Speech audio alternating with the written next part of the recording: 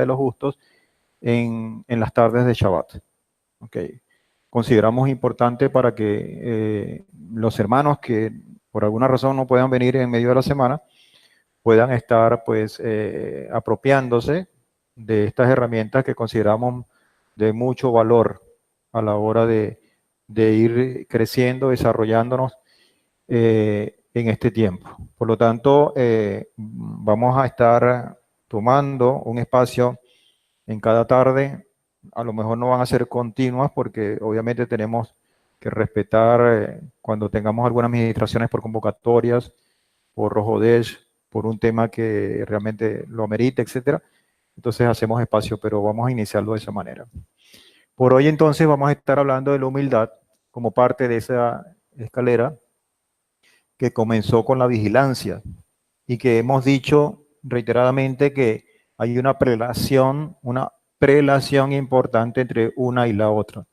Es decir, no podemos aspirar un escalón, superar un escalón sin haber superado el que le antecede, el que primero está sobre él. Por lo tanto, si nosotros somos vigilantes, esto nos permite tener una buena base para hacer tener una buena actividad con la diligencia. Pretender ser diligente sin pasar o sin tener noción, sin practicar la vigilancia, es prácticamente imposible. Es engañarnos a nosotros mismos. Y de esa manera vamos a ir ascendiendo cada uno de ellos. Tampoco, y debemos reiterar esto, es falso que uno pueda decir, bueno, ya domino la vigilancia, por lo tanto me olvido de ella, paso a la diligencia y así me voy pues apropiando de cada una de estas cosas. Verdaderamente no es así, porque esto es un ciclo que recién termina y comienza de nuevo. Es decir, todos los días debemos estar velando constantemente por cada uno de estos escalones. De hecho, una de las recomendaciones del propio Ranjal y de sus propios seguidores más cercanos dicen que todos estos elementos hay que irlos leyendo de vez en vez, no olvidarnos. El Señor nos permita tener el libro en español, a lo mejor, por lo menos en PDF, de todo esto para ir martillando, para ir marcando, para ir reiterando repetidamente el ciclo de nuestro crecimiento, cada una de estas cosas. Es decir, no es una moda, no es un tiempo en que tenemos que hacer esto, sino que es todo el tiempo en el cual tenemos que estar reiterando cada una de estas cosas. Y repito, la otra cosa que yo le añadiría a este comentario como recomendación es que no nos conformemos con entender el concepto. Porque si a eso vamos, es relativamente sencillo en términos de concepto, en términos de literales, entender cada una de estas partes. Eso lo podemos dominar. El problema no es tanto entenderlo, sino practicarlo. Llevar a que cada una de estas cosas se convierta, se haga una realidad en nuestro pensamiento, en nuestro verbo y en nuestro hacer. Y eso se logra con la práctica. ¿Okay? No hay otra forma de hacerlo. Hoy entonces vamos a estar hablando de la Anavá. Una vez cerramos el capítulo con esta enseñanza, humildad, que habíamos dicho, entre otras cosas, que es una condición o una virtud que tiene sus implicaciones, que a veces es muy duro combatirla porque está operando por o contra mi propio yo, contra mi propio enaltecimiento, mi propio orgullo, mi propio honor. Por lo tanto, la batalla de la humildad es muy interna, es muy intensa, es de mucha introspección, de mucho conocimiento de Adonai en nuestro interior. De hecho, yo quiero comenzar esta enseñanza con esta imagen de un vaso en el cual pudiera ser cualquier recipiente y que pudiera asemejar nuestra vida. Y de hecho, uno tiene la convicción de que uno es un vaso, pero ese vaso, por condiciones de naturaleza propia, siempre está lleno. La pregunta es, ¿de qué cosa está lleno? Por lo tanto, tenemos que revisar esa condición de que está llena nuestra vida. Hay un escritor de nombre muy, muy poco común, se llama el apellido por lo menos, Benjamín Wiscote, no sé si se pronuncia así, Wiscote. Él dice algo que a mí me llamó la atención con respecto a esto, a esta figura. Él dice, nadie está tan vacío como aquellos que están llenos de sí mismos.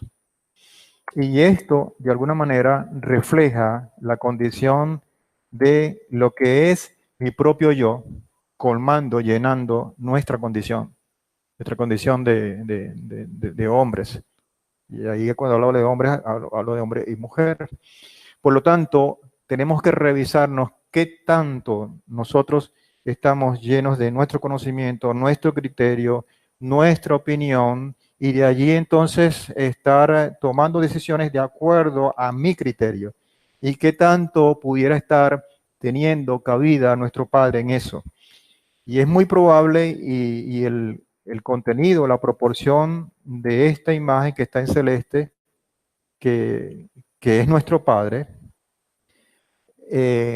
la hice yo así a propósito, porque en muchos casos nosotros podemos tener la percepción y la convicción de que de nosotros tenemos una gran cantidad, por llamarlo de alguna manera, de la presencia de Abraham en nuestra vida.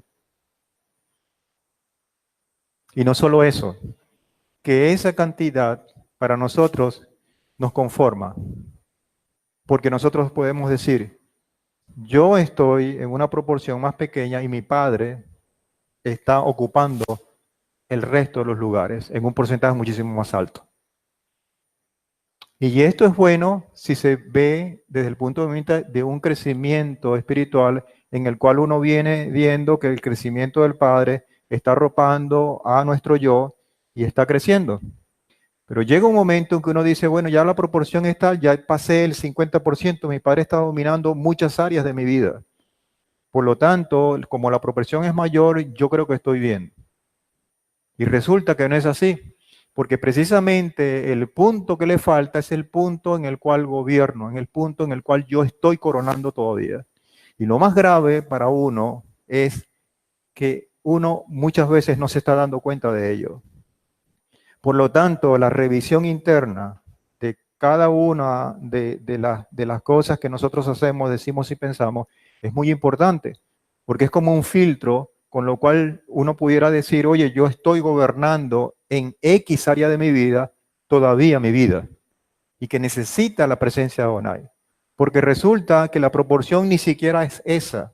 Aún siendo una gran cantidad de la presencia del Padre en nuestra vida, lo que demanda nuestro Padre es todo. Que nosotros prácticamente desaparezcamos de todo el ámbito en cuanto a la condición. Y por eso es que en Juan capítulo 3, versículo 30, entre otras cosas, en un contexto mucho más amplio, dice, Él debe crecer como un proceso de crecimiento y yo menguar, y yo ir creciendo. Esa proporción o ese proceso no se va a dar si no está acompañado de la humildad en nuestra vida. Si uno no entiende, no practica, no vive la humildad de la forma como el Padre la demanda, jamás ese proceso se va a dar.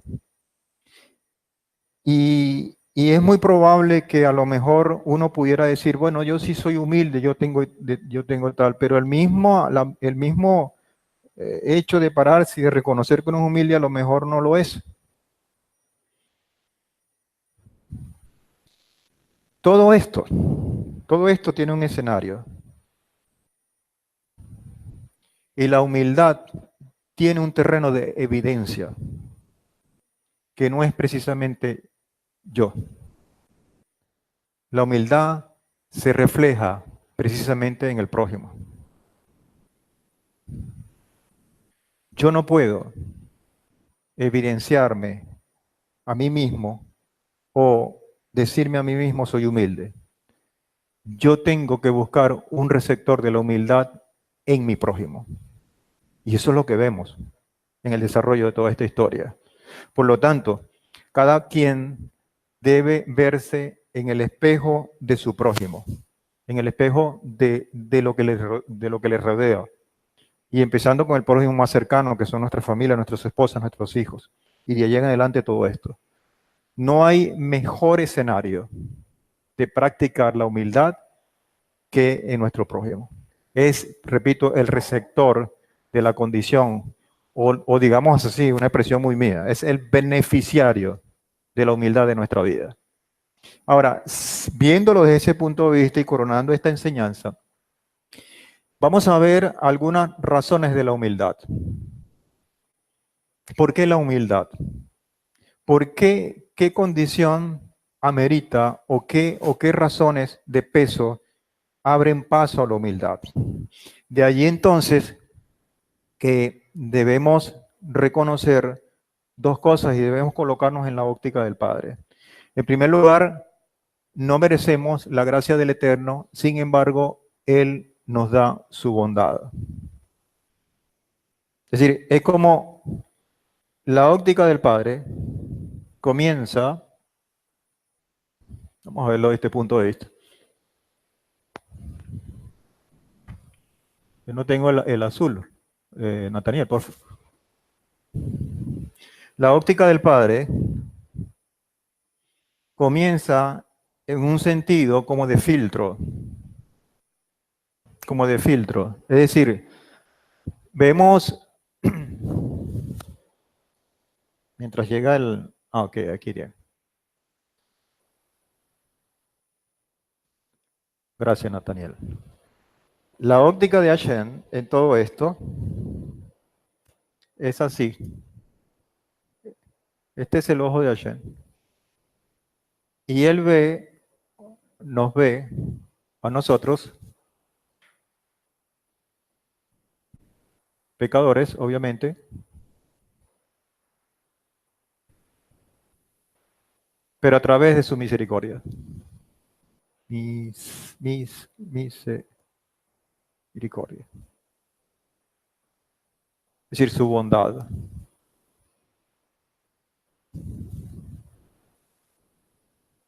Este es el filtro, el cristal con lo cual Él nos percibe.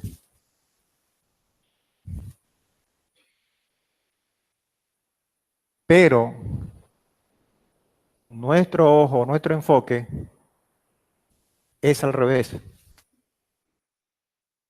Primero tenemos que reconocer nuestra condición para poder entonces apreciar lo bueno que es el Padre. La única forma de reconocer mi condición es a través de la humildad. Por eso es que Ranjal coloca de esta manera y dice, no merecemos la gracia que el Padre deposita en nosotros por nuestra condición. No la merecemos, dice Ranjal. Y esta es una de las razones por la cual la humildad debe operar. Dice textualmente el comentario, dice, cualquier excelencia que el ser humano, que usted y yo, cualquier nivel de excelencia que aspiremos o que lleguemos a tener, cualquier nivel de excelencia que el ser humano alcance, no es más que una bondad, me faltó la D, que una bondad de parte de Adonai, quien desea agraciarlo, a pesar de ser una criatura sumamente baja y despreciable, dice él.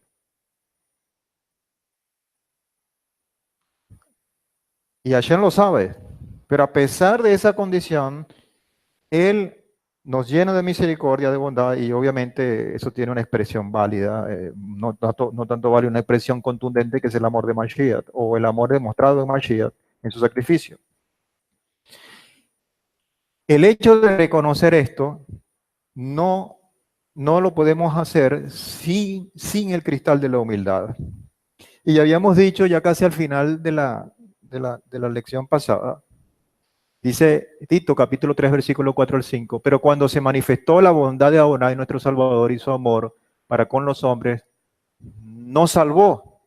O sea, la manifestación de la bondad del Eterno en nosotros tiene tiene un impacto, por llamarlo de alguna manera. Eso se llama salvación, nos salvó. Dice, no por obras de justicia que nosotros hubiéramos hecho, sino según la misericordia por medio del levantamiento, de la regeneración y de la renovación del Espíritu Santo. Por otro lado, en Romanos, Pablo dice en el capítulo 5, versículo 8, pero Adonai demuestra su mismo amor hacia nosotros en que siendo nosotros aún pecadores, el Mashiach murió por nosotros, siendo no mereciendo aún la consideración de esa bondad, de esa misericordia, de esa excelencia por parte del Eterno, Él lo hizo por nosotros. Por lo tanto, ahí tenemos razones contundentes de la humildad y cómo opera y de qué manera opera. Y cerrando este grupo de versículos, está el Salmo 116, 12 como una pregunta en cuanto al agradecimiento, en cuanto a la razón que me debe mover o que me motiva a mí, como dice el salmista, ¿qué pagaré a Adonai por todos sus beneficios para conmigo? ¿Cómo voy a pagarle? ¿Cómo voy a hacer para, para retribuir de alguna manera tanta bondad y tanta misericordia, viéndolo desde este punto de vista? Ahora, hermanos, esta expresión del salmista, que es una pregunta, no sale de un corazón que no tenga humildad, que no tenga reconocimiento de dos cosas. En primer lugar, de quién es mi Padre, y en segundo lugar, de quién somos nosotros. Las dos cosas. Y esas dos cosas tenemos que colocarlas en el lugar preciso para poder entonces exclamar de todo corazón, con sinceridad, esta condición. Esa es la razón piso o la razón estructural de la humildad, vista tanto así que dicen en el Talmud Berajot 10b, a todo aquel que atribuye las cosas positivas a su propio mérito, yo soy, es por mí, si no estuviera yo no se hubiese hecho, yo tal, le serán atribuidos a otros. Por lo tanto, es una condición bien peligrosa en la cual uno pudiera estar. Y vimos ya al final de la lección pasada esta parte de 2 Reyes 23 y 6, donde está la solicitud de un Ezequías, el cual lloraba amargamente porque estaban pues destinados a su vida, ya estaba listo.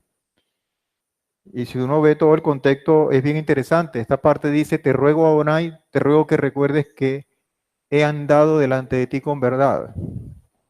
Y empieza él a exponer motivos que son verdad, motivos o razones por las cuales él pudiera argumentar para que el Señor se mueve en misericordia y comienza, yo he andado delante de ti con verdad y con un corazón íntegro, que he hecho lo bueno ante tus ojos.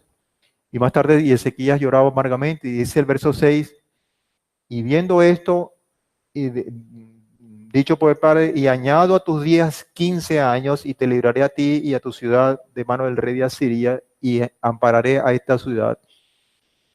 Y él le dice que lo va a hacer por dos condiciones. Por mí, es decir, por la misericordia de nuestro Padre y por tu siervo David. Y aún pudieras tú tener razón en que has andado con verdad, con un corazón íntegro y todo. De manera que es tan importante nosotros reconocernos delante del Padre, pero reconocer quizás nuestro entorno, lo vamos a ver un poquito más adelante. De allí tiene que ver la interacción o digamos la relación o interrelación que usted y que yo tengamos con nuestro prójimo, para poder tener toda una estructura que nos apoyemos unos con otros.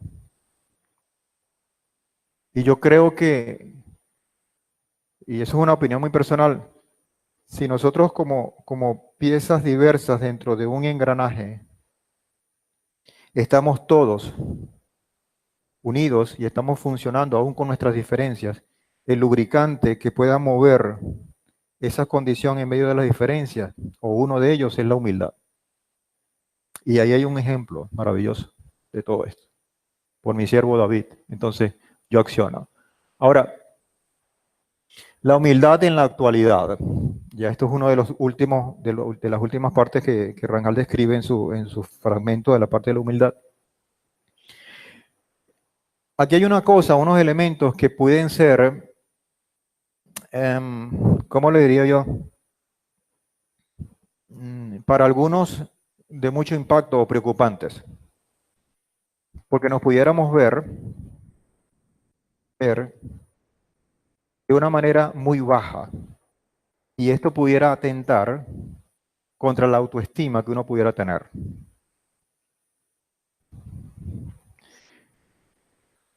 Dice Rangel o el comentarista, dice, el sabio más grande que existe entre nosotros no llega a ser más que un discípulo de los discípulos de las generaciones de antaño. Estamos hablando de la humildad en la actualidad. Y esa actualidad se perfila dentro de este tiempo, aunque esto fue escrito hace muchos años, hace más de 200 años. Entonces él compara la humildad de forma cronológica y cómo se ha venido viviendo la humildad desde nuestros padres hasta hoy. Y comienza diciendo el comentario es mucho más amplio, pero resumimos aquí. Dice, el sabio más grande que existe en este momento hoy, el que tenga esa dosis de condición entre ellos de humildad, de sabiduría, etcétera, no llega a ser más que un discípulo de los discípulos de las generaciones de antaño. Y uno empieza aquí a rascarse la cabeza. Y dice, tenemos tantos defectos que no se precisa de mucho examen para darnos cuenta de nuestra bajeza y toda nuestra sabiduría es nula. Y entonces aquí uno dice, me terminaste de aplastar. No puede ser. Y yo por lo menos tuve esa percepción y uno dice, no puede ser. Si el Padre, aún siendo pecador, me está valorando y de alguna manera a través de esa misericordia, esa bondad, no está, no está colocando en cuenta mis pecados, sino que a través de su amor me está dando una oportunidad. ¿Cómo es que viene un hombre llamado Rangel con este criterio? Tenemos tantos defectos que no se precisa de mucho examen. Es cuando, por ejemplo, en los exámenes que tú haces, es tan evidente una parasitosis, una cosa bueno, ¿para qué yo voy a ver ese microscopio? Sí, ahí son tan evidentes y son tan abundantes lo que tienes que no necesita mayor examen. Así dice él, tenemos tantos defectos que no se precisa de mucho examen para darnos cuenta de nuestro nivel de bajeza y de nuestro nivel de sabiduría que es prácticamente nulo. ¿Por qué Rangel lo dice? ¿Para golpearnos? No, es para que reaccionemos. Es para que nos demos cuenta que es importante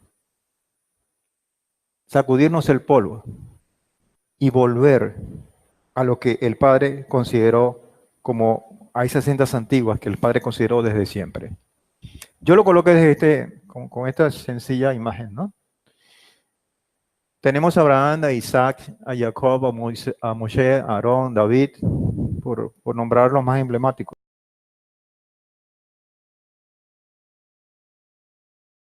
Padres, etcétera, a pesar de tener muchos méritos y virtudes, siempre debieron sentirse y actuar, son dos cosas, sentirse y actuar con humildad, siempre.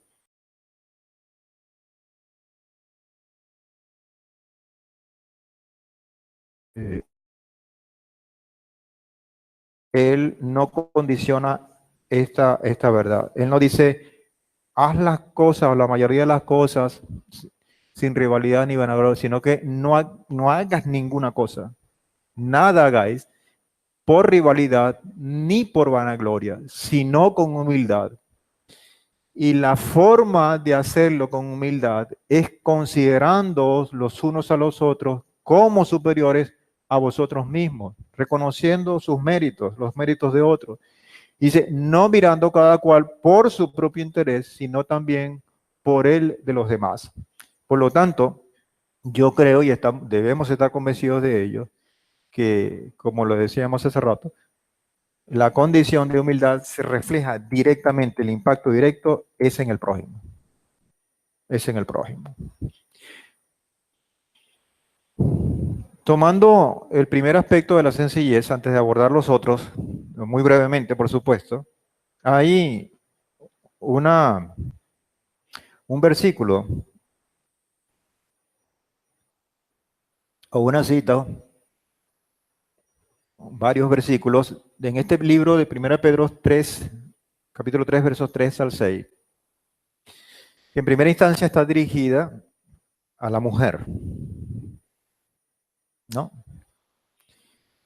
¿Y por qué a la mujer? Porque yo recuerdo una hermana de Maracaibo que dando una enseñanza de esto, ella me decía después, oye, el padre la tiene cogida con la mujer, no tiene el numerito agarrado, decía ella, en una presión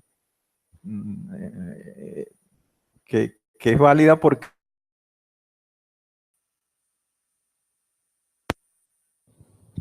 Ok, gracias.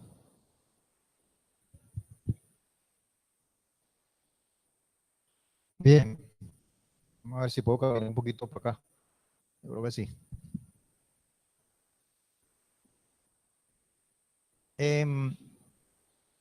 La sencillez se demuestra en muchos escenarios. ¿Okay? Obviamente, la persona no necesita hablar, por decirlo de alguna manera, para demostrar su sencillez. Ya vimos que a través de su vestimenta, de su postura, puede demostrar que es una persona sencilla. ¿Okay? Sin embargo, Ranjal divide y aplica, no es que divide, sino que aplica la sencillez en estos tres escenarios. En hablar, en la postura física y en sentarse. Y esto se cubre varios ámbitos, que es en hablar, porque el hablar define quiénes somos. Yo no sé cuántos de ustedes han tenido la experiencia de ver una persona en el físico, ¿verdad? Y usted a lo mejor se imagina una persona por cómo aparenta, por la imagen que proyecta. Y de repente se lleva una sorpresa cuando empieza a hablar esa persona. Porque no es precisamente lo que usted estaba imaginando, lo que proyectaba o lo que recibía en la imagen que esa persona proyectaba. De repente se lleva una grata sorpresa y dice, oye, esta persona se ve muy sencilla y es una persona sumamente conocedora de tal y tal cosa. O a lo mejor es al revés. Esto es una persona que aparentaba hacer una gran cosa y tiene un cerebro hueco. Uno lo ve muchas veces lastimosamente cuando utilizan a la mujer en los espacios de las misas y todo ese tipo de cosas, que son mujeres bellísimas y todo esto, pero cuando empiezan a hablar, lamentablemente no tienen mucho. Y es lamentable, porque lo que son objetos, son utilizadas para otra cosa. Y ya vemos que por Adonai que la mujer debe ser enaltecida más que en esos escenarios tan pequeños. Por lo tanto, al hablar, no nos olvidemos que decimos quiénes somos, qué hay en nuestro interior. La postura física es la actitud ante los demás, lo define Ranjal de esa manera, y el sentarse es la posición en la sociedad. Todos estos escenarios deben estar vestidos de humildad y por lo tanto deben reflejarse y deben dirigirse hasta el prójimo. No hay otra forma. Porque usted muchas veces pudiera estar hablando solo o con el Padre y eso es súper válido. Pero en la mayoría de las veces usted habla y usted se interrelaciona con el prójimo. Si usted tiene una actitud ante usted mismo, ante Donai, pero la refleja ante los otros. Y usted tiene una posición en la sociedad porque los demás también lo tienen, y usted ocupa un lugar en la sociedad. Por lo tanto, vuelvo y repito, la condición de la cercanía al prójimo es determinante acá. Para el hablar, por ejemplo, en el primer caso de quiénes somos, Eclesiastés 9:17 dice, las palabras de los sabios dichas en quietud, las palabras de los sabios dichas en quietud son más aceptables que el vociferar de un soberano entre los necios. Mire, nosotros tuvimos una experiencia en estos días cuando fuimos al banco, yo no sé si tú me hiciste un comentario, estaba yo con mi esposa. Allá en el banco, en el BO, había demasiada gente. Y ustedes saben cómo se están poniendo los cosas ahorita, ¿no? Y la gente, yo madrugué, yo vengo aquí desde anoche, tú te colaste, que no sé qué, y todo el mundo afuera. Y salió un representante del banco con una voz preponderante, fuerte y tal, y regañona y tal. Ustedes vayan para atrás, que no sé qué más la cola aquí, la cosa y tal. Y prácticamente algunos medios se movían y el movimiento era casi así. Y entonces, bueno, está bien. Pero salió el otro, el segundo, ¿te acuerdas? Un señor que no sé si tendrá una posición más alta por cómo salió. Y él salió con otra actitud, ¿verdad? Y él empezó a hablar vestido de esa sabiduría. Y precisamente no empezó a hablar con gritos. Y empezó a decirle, bueno, señores, ustedes tienen que colaborar por esto y por esto y por esto. Y poco a poco, yo cuando estaba leyendo esta cita me acordé mucho de eso. Poco a poco la gente empezó y tac, y tac, y tac. Y en menos tiempo de lo que uno se percata, en menos tiempo de aquellos gritos del primer escenario, la persona con esa condición logró calmar y colocar en su sitio a la gente que estaba allí. Cuando repito, las palabras de los sabios dichas en quietud son más aceptables, son contundentes, más aceptables que el vociferar de un soberano entre los necios. Yo no quiero llamar que todos los que estamos ahí eran necios, ¿no? Pero a veces actuamos como necios. Por lo tanto, ese hablar es importante seguirlo. En segundo lugar, la postura física. En Romanos 12:15 dice regocijarse con los que se regocijan, llorar con los que lloran, teniendo el mismo sentir los unos con los otros, no siendo altivos, sino asociándoos con los humildes. No seáis sabios en vuestra propia opinión. Por lo tanto, esa es la actitud hacia los demás o con los demás.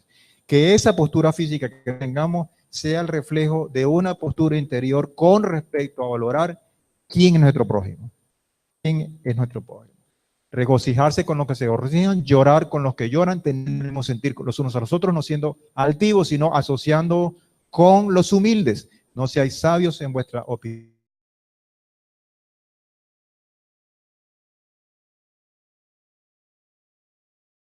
El método que Rangel propone está descrito en dos factores primordiales,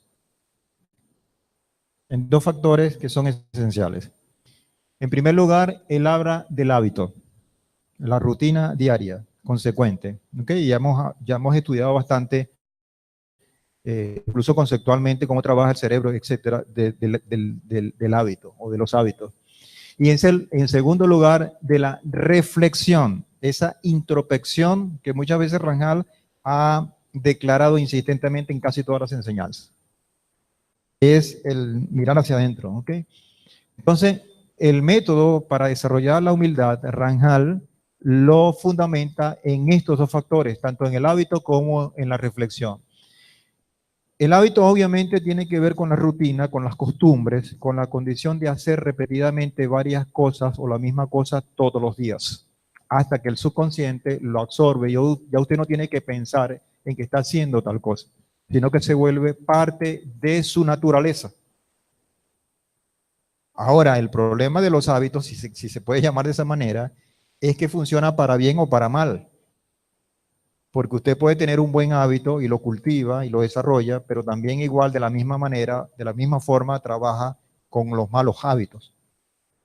¿Sí? Entonces, lo importante es saber qué estamos nosotros cultivando, qué costumbres tenemos nosotros en cuanto a todo eso. Por ejemplo, el hecho de las 3 oraciones diarias, ya para nosotros se está convirtiendo en un hábito. Y eso está martillando no solamente el ámbito espiritual, sino todo el nivel de subconsciente que uno pudiera tener. Parece mentira, pero nosotros tenemos un cerebro que es una super máquina y está tremendamente subutilizada. Y una de las formas de optimizar la utilización de nuestro cerebro es bombardeándola a través de actos repetitivos. Que el cerebro ocupe dentro de su espacio esas condiciones en el cual no tengamos que pensar en ella, como cada día usted se para y se lava los dientes o se cepilla los dientes. Cuando era pequeñito usted tiene que estar detrás del hijo, mira, te cepillaste, te cepillaste. Ahora no, se para y listo. ¿Okay? Porque ya lo asimiló, forma parte de su costumbre como hábito. Pero la humildad también opera de la misma manera. Y tenemos que ejercitarla todos los días, hacer actos de humildad. Y por otro lado, entonces tenemos la reflexión en el cual forma parte de la respuesta a esa pregunta de cómo nos vemos, es una condición de introspección, de una revisión muy interna. Ahora, dentro de las costumbres están los actos de sencillez. Cómo yo hablo, cómo yo digo, cómo me visto, cómo todo esto que debe formar parte de su rutina. Estos actos de sencillez obedecen a un proceso gradual en el cual forma un camino, una senda. Usted se marca su objetivo, ese objetivo va a tener una senda donde llevarlo y va a tener un proceso gradual. Pero ese proceso gradual está, digamos, aderezado por pequeños actos de sencillez, de los cuales ya habíamos hablado prácticamente desde la primera lección. Y lo va cultivando, y lo va cultivando, y lo va cultivando. Una de las cosas que más impacta, como habíamos dicho anteriormente, es el habla. Hay gente que habla por su naturaleza, así en forma preponderante, como si todos fueran sus súbditos. No se han fijado. Y lo dicen cosas, y muchas veces las condiciones de cortesía se les olvidan. Y lo que andan son dando órdenes. Dicen ni por favor, ni nada, sino como... Y de eso abunda mucho.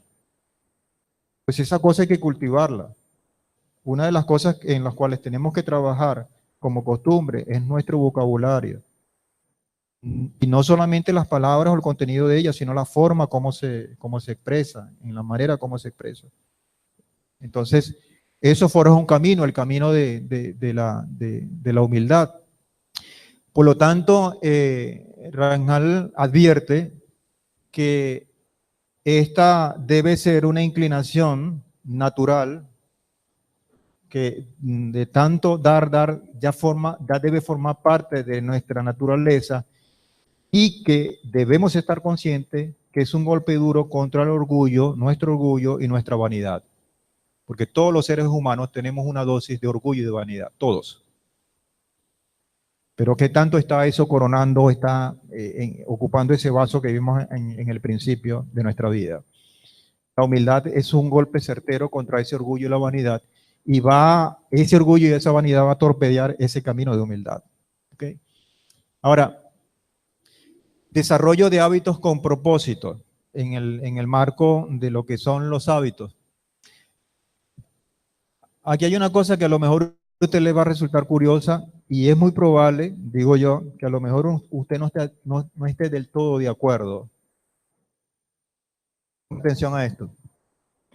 Cuando una persona desee desarrollar una determinada cualidad, lo más aconsejable es que él mismo, por su propia voluntad, cuando desee desarrollar, alcanzar determinada cualidad, es que la misma persona, por su propia voluntad, sin que lo obliguen, actúe con presteza. Se pone el acto en primer lugar, actúe con presteza. Eso traerá como consecuencia generar este deseo como parte de su naturaleza personal, puesto que los movimientos externos generan movimientos internos. ¿Cómo podemos ver o entender esto? Esos movimientos externos son actos externos que son más fáciles de controlar. Y Rangel dice que cuando uno tiene la convicción de abordar y de alcanzar alguna determinada cualidad, uno debe comenzar por esa condición de actos externos. Por una sencilla razón, porque de esa manera estamos obligando a nuestro interior, en este caso a nuestro cerebro, a que se convenza de esa condición. Estos movimientos externos hacen o influyen a los movimientos internos, que son las convicciones y que son más difíciles de controlar. En alguna parte, no sé si Rangel, no recuerdo, o fue otro rabino, que dijo, si usted no está alegre, finja estar alegre. Y aquí donde yo digo que a lo mejor mucha gente no está de acuerdo. ¿Por qué?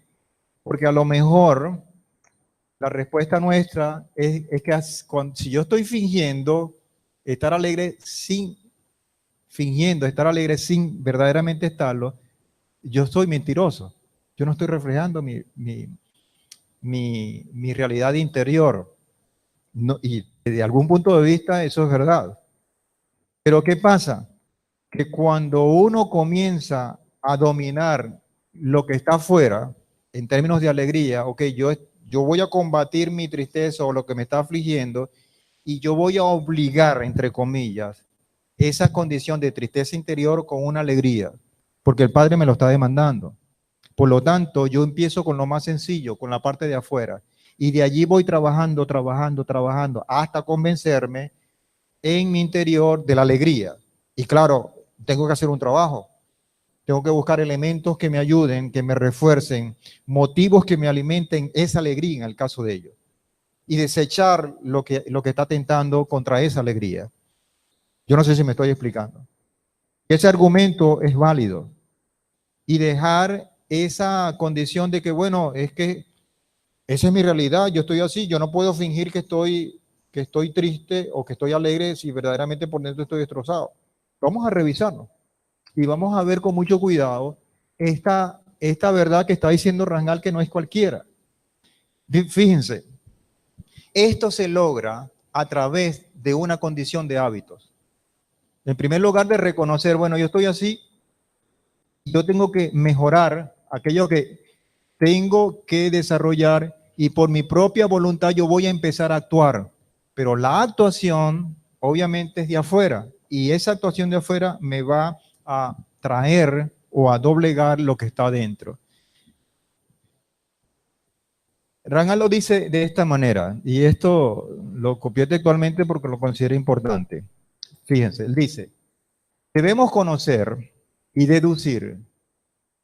Y habla muchas veces una cosa que hemos denigrado o no le hemos puesto en el lugar que le corresponde, la imaginación. Muchas veces vemos la imaginación como mala y no es así. No es así. Solo que la imaginación tiene un ámbito que si se establece en otro escenario hace mucho daño. Pero si se coloca en su justo lugar, a nuestro beneficio es una tremenda herramienta.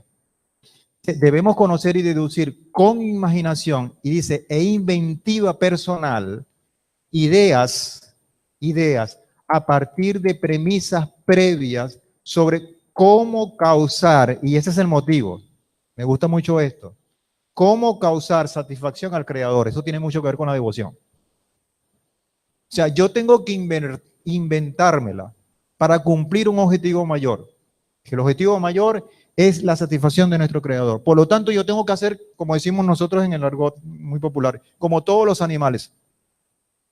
Yo tengo que inventármela con imaginación, con inventiva personal, ideas con el objetivo de causar satisfacción al Creador a través de cualquier medio posible. Lo estoy tomando textualmente de Rangel. Incluso si yo con esto pretendo, como dicen por allí, engañar a mi cerebro, yo lo hago. Porque es un engaño con propósito para alcanzar esa meta. Esto quiere decir que debe utilizar tácticas inteligentes en contra de ¿quién? No del Padre ni del prójimo, sino de su propia naturaleza e inclinaciones personales hasta que logre vencerlas, dominarlas. Yo nombré como ejemplo la alegría, que es muy volátil, está allí, pero puede ser cualquier otro sentimiento o cualquier otra actitud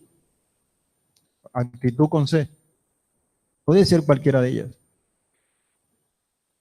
Este desarrollo planteado, como lo plantea Rangel, se forma con los hábitos. Esto está escrito hace 300 años, hermano. De 300 años para acá ha avanzado muchísimo. Y resulta que los grandes investigadores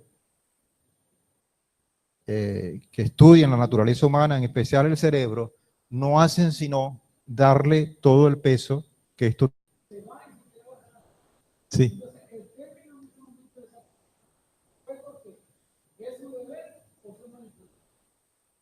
A ver si te entiendo. Una persona que quiere un favor de pedirle la dirección y no...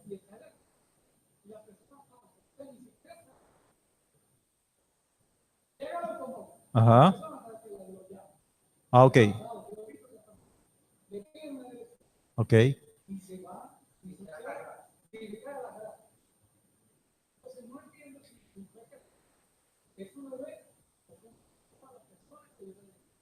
Es que de alguna manera lo que está viendo es su propio interés. Él le interesa la dirección, pero no le interesa la fuente ni la forma como va a adquirir. Claro, porque lo que pasa es que la humildad no se puede ver con el cristal mío, se tiene que ver con el otro. Yo tengo que ver a mi prójimo, porque cuando yo veo el otro, yo pido las cosas, actúo de acuerdo con una naturaleza diferente.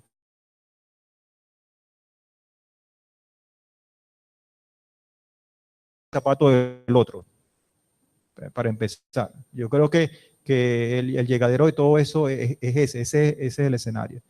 Ahora, fíjate tú, si nosotros tenemos esa actitud en la calle y la trasladamos en nuestra casa con relación con nuestras esposas, con nuestros hijos, con todo, ¿a dónde vamos a llegar?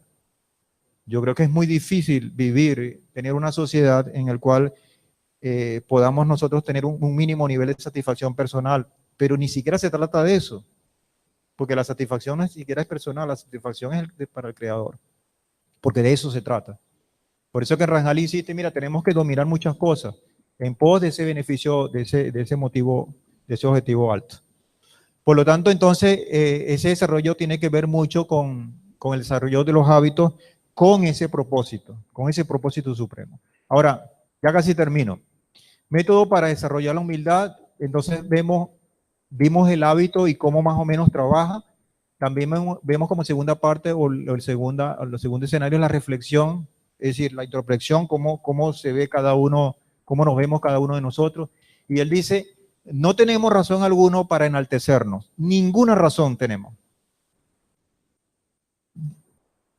Entonces dice, bueno, yo sé hablar 3 idiomas, yo tengo mucho dinero, yo tengo tanta profesión, yo soy parte de una élite, yo soy esto, yo soy aquello y tal. Nada, nada. No hay ninguna razón para enaltecernos, sino al contrario, para avergonzarnos y apenarnos. Es todo lo contrario. ¿Ok? Ahora, desde ese punto de vista, resumimos entonces 4 importantes reflexiones. 4 importantes reflexiones que Ranjal las coloca y a mí me da mucha curiosidad porque él las pone en un contexto como unos amplios, un contexto amplio y otro contexto en particular. ¿Okay? Pongan la atención. Por ejemplo, la primera, que puede ser chocante. Él dice, consiste en esa parte de reflexiones en la revisión interna. En esa revisión interna se establece 3 preguntas. ¿De dónde viene cada quien? ¿De dónde venimos? ¿A dónde vamos? ¿Y delante de quién vamos a enfrentar juicio y rendir cuentas? Esa es la primera de esas 4 reflexiones. Y él dice, oye, ¿de dónde vienes tú? Vienes de una gota pútrida. En otras palabras, tú vienes de un espermatozoide. De allí procedes tú. ¿A dónde vamos? Vienes de esa gota y vas a un lugar de polvo, gusanos y lombrices, ¿de qué te vas a vanagloriar? No sacude. Y no solamente eso, sino que dice, delante de quién vas a enfrentar, vas a estar rindiendo cuenta. Vas a estar rindiendo cuenta delante del Santo bendito es, Rey de Reyes, el Rey Supremo. Eso lo dice textualmente así como está en la voz 3.1, pero también obviamente en todos los textos bíblicos. Cuando uno comienza a internalizar esto, uno empieza a decir, oye, mi posición como que no es tan poderosa, ¿no? En segundo lugar, él dice, revisemos los cambios de circunstancias causados por el paso del tiempo para ver qué tan vulnerable estás tú y cuán orgulloso pudieras estar y dónde fundamentas tu orgullo, tu honra. Y él dice, de rico a pobre, de gobierno a sirviente, de honra a desprecio. Y vemos muchos escenarios de este tipo. Nosotros regresamos del Shabbat, que concluyó este Shabbat. El hermano Douglas estaba contando un testimonio que me recordó mucho esto. Yo no sé si fue con Baruch, que íbamos en el carro. Que él decía que él tenía un amigo en Lagunillas con mucho dinero. De hecho, tiene mucho dinero.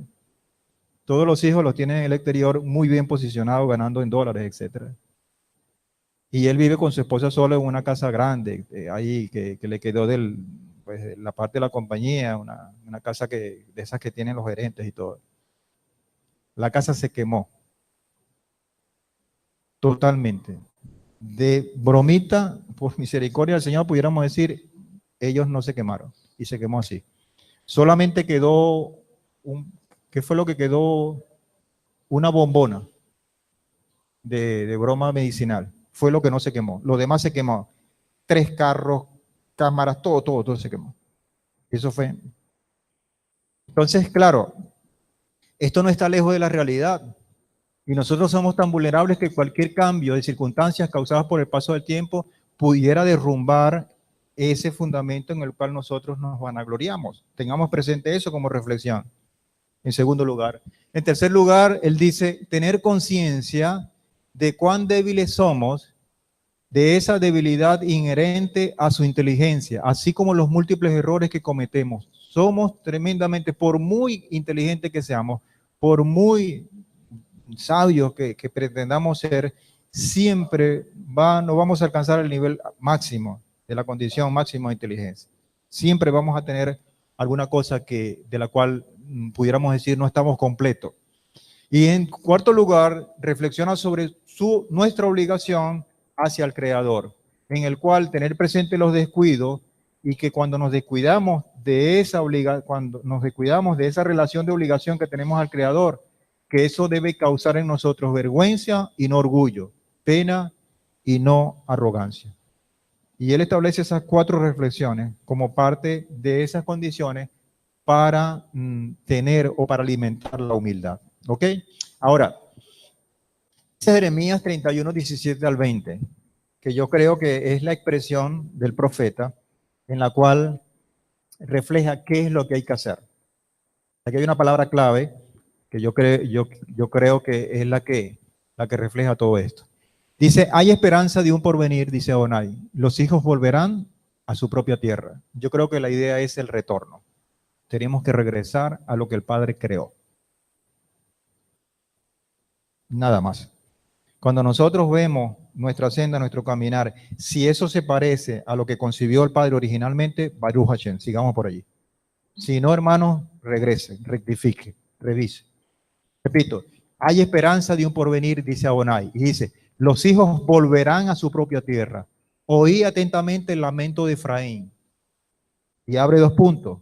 Dice, me azotaste, dice Efraín, fui castigado como novillo indómito. Conviérteme y seré convertido, porque tú eres Adonai mi Elohim. Si me aparté, después me arrepentí, reconocí mi falta y herí mi muslo, me avergoncé y aún quedé confuso porque llevaba la afrenta de mi juventud.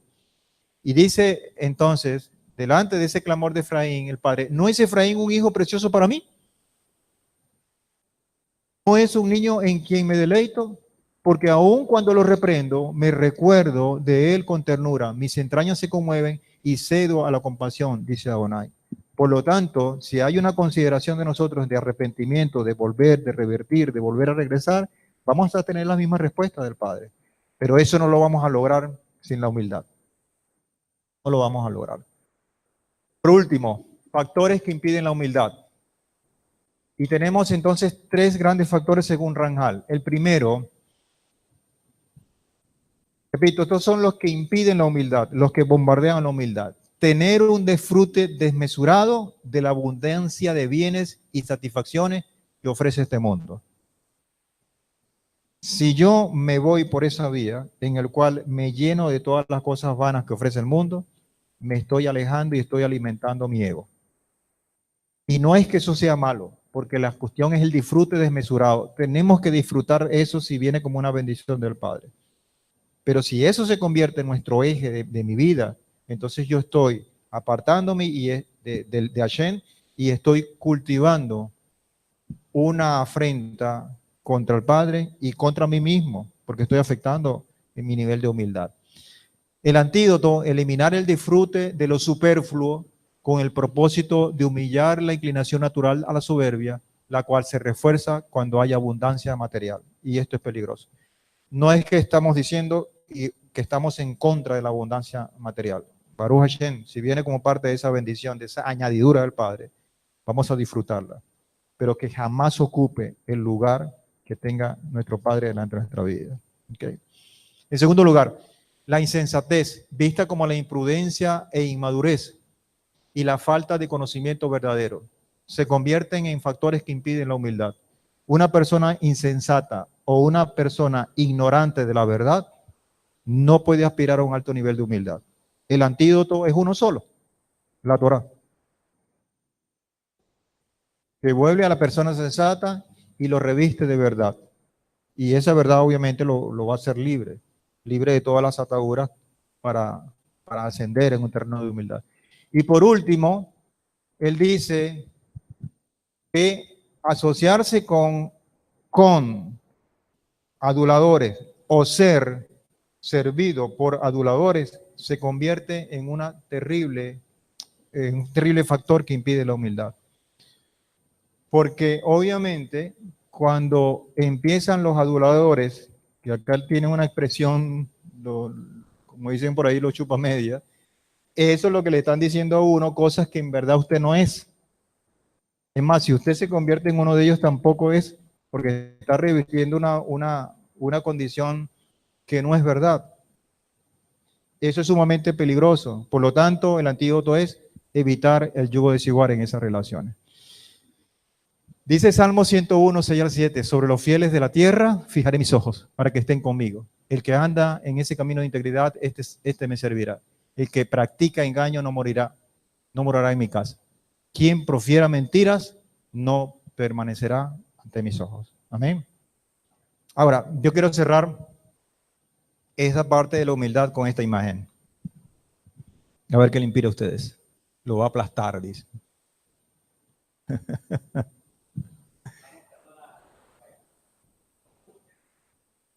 Ok, déjame ver si puedo echarla hacia atrás. 6, 7, ok. Y esta imagen me causa mucha por la cuestión de quién es el pequeño y quién es el grande. Okay. Y hay un pensamiento de este señor Rabindranath Tagore, cuando somos grandes en humildad. Ese es el pensamiento. Okay. Bueno, Baruch Hashem, hermano, que el Señor lo siga bendiciendo. La próxima semana, entonces, si el Señor lo permite, estaremos comenzando la primera clase del temor, que es el último escalón que nos va a cerrar pues toda este acceso espiritual que hemos pertenecido. Amén. Bueno, shalom para todos, hermanos. Bendiciones. Bendiciones.